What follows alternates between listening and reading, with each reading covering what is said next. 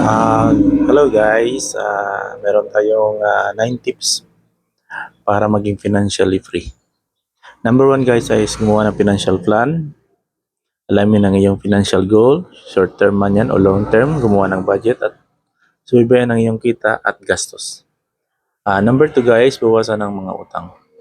Unahing bayaran ng mga mataas ang interest, credit card, personal loan, gumamit din ng debt snowball o debt avalanche method.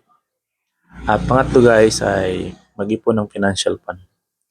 Magtabi ng 3 to 6 months na halaga ng gastusin. Ilagay ito sa high interest saving account. Sa number 4 guys ay magkaroon ng iba-ibang source of income. Hanap tayo guys ng side hustle, financial freelancing, online selling, rental, or business. Mag-invest din ng mga skill na magpapatas ng kita. Marami yan sa YouTube. Number 5, mag-invest ng maaga. Gamit ng stock market, mutual funds, real estate, or iba pang investment. Huwag iwan lahat ng pera sa saving account dahil sa inflation. Number 6 guys ay alamin ang tamang pag-handle ng pera. Basahin ang mga libro tungkol sa financial literacy, sumali sa mga seminar or online courses tungkol sa investment at negosyo.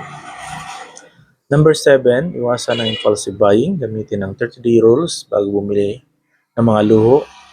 Mag-focus sa needs kaysa sa wants.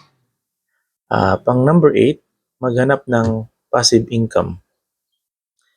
Mag-invest sa rental property, dividend stock, or online businesses. Gumawa din ng digital product or courses na may long-term na kita. Number 9 at the last natin ay magkaroon ng retirement plan.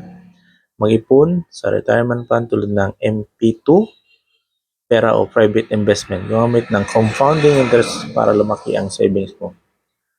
Ang financial freedoms ay hindi instant. Disiplina, tamang mindset at tamang diskarte ang susi.